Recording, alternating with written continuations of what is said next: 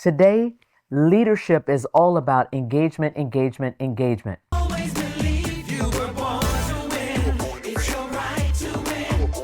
Claim it, frame it, 'cause you were.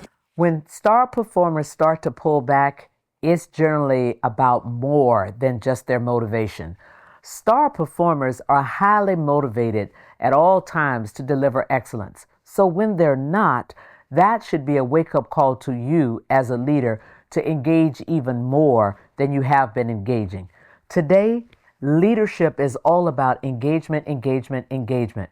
And if you are engaging with your team one-on-one, as a group, you are creating an environment where you can have transparent conversations. So when you start to see that things are going awry, you now have access to have the conversation where you might be able to say, hey, I see that you're not engaging in the way that you were before. In the last two meetings, you haven't said anything. You haven't commented. I haven't heard those great ideas that I always hear from you.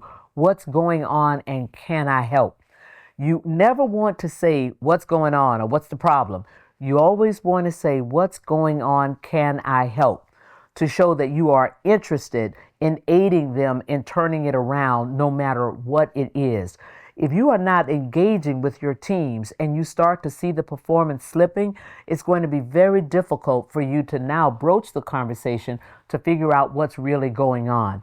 If you haven't had that level of engagement, even if you ask the question, they are not apt to give you the real deal answer. It may take you several conversations before you can really uncover what's going on. One of the reasons that you want to create that access in those kinds of relationships is very on, star performers need constant challenges. They conquer something and they're ready to go on. Or there's a performer who really loves what they're doing and they want to continue to do that over and over again, and you might have a need for innovation. So you really want to set up a cadence where you make sure that your star performers know that you are investing in their development, that you appreciate their contribution, and that you are here to help in the event that they have personal or professional issues. That's what you're here to do as their leader.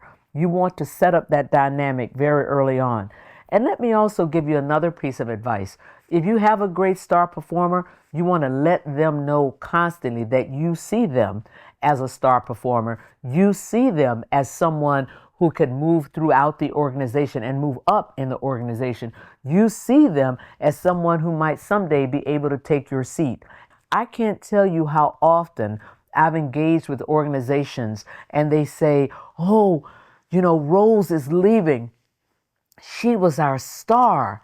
My question to them, did Rose know how you felt about her? Did she know that you thought she was the star? Did she know that you had great plans for her? Don't be that kind of leader that fails to communicate in the organization, especially to those people that you highly value. Ideally, you're communicating with all your people, even the people who have opportunities to improve upon their performance. You want them to know that you see them and that you're ready to invest in their development as well. But especially with star performers, often people start to fall out because it's a personal issue. Well, you have an entire organization behind you, and you might have resources, the organization's resources, that's available to them that they didn't even know about. But if they don't tell you, you can't fix it. Create that dynamic by engaging early on so that you see the early warning signals when the performance is not where it has been, where the engagement is not where it has been. You can get it early, correct, retrench if that's what you need to do, and restore. Go get them.